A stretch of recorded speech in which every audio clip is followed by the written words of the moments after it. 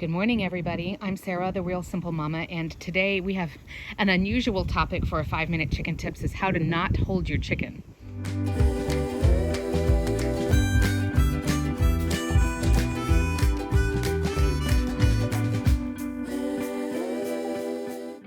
Forgive me for this weird topic. This is something I've just learned about in the last few months. Hi, girls.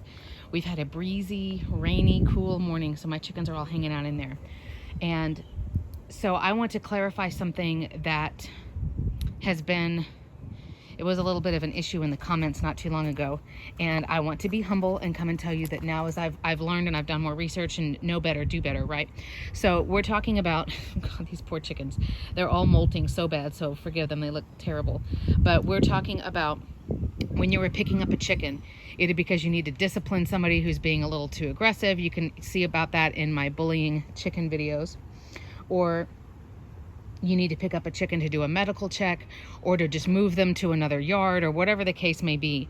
There are correct ways to pick up a chicken, and then there's one way that I've learned about that's really dangerous. So of course I'm not going to demonstrate the dangerous way. But what you need to realize as we're talking about this is that chickens are not set up with the exact same organ systems that we are. As far as their digestive system, for example, they don't have teeth, they don't have saliva, so they have different strategies to break down their food. So the chickens have that holding sac that's called the crop, right? Chicks. And that's why they need chicken grit and things like that to help break up pieces of food, and then it goes into the gizzard. Well, the same type of thing is true for their respiratory system. And chickens are very sensitive to respiratory diseases. I've talked about that a lot before, but if you haven't gone to go look at a diagram of a chicken's respiratory system, they don't have a normal set of lungs like we do. They have different air sacs. And what I learned recently was that if you pick up your chicken and you either hold them like a baby so that they're on their back, and they're in your arm like this, or if you're holding them by their legs so that they're upside down and you're hauling them around for more than a couple of seconds, any way in which your chicken is on their back or they're upside down, then you can essentially, number one, I think people start to do it because they say, oh, it calms down my chicken. Well, it calms them down because they're not getting adequate air supply. It's sort of like they're being asphyxiated. And so the reason that they're starting to calm down is because they're losing oxygen. And so I learned about this, and I used to do it with Calypso because she's a bully hen. She's the black one here in the center of your shot.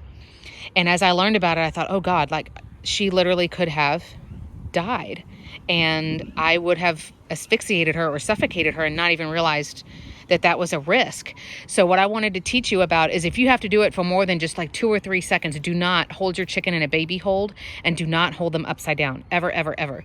So again, and it's kind of embarrassing for me to admit, right? Because I assumed, if you don't know anything about chickens, you shouldn't have chickens. So when you're picking up a chicken, and I've got old videos that show you how to correctly pick up a chicken, there's 2 things that you want to think of. You want to keep their wings into their body. Don't let their wings flap out and go outward.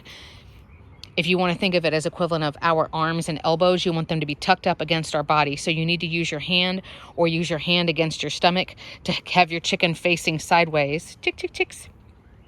But have them so that their wings are in. That way they can't hurt the bones in their wings or their shoulder joint or anything like that.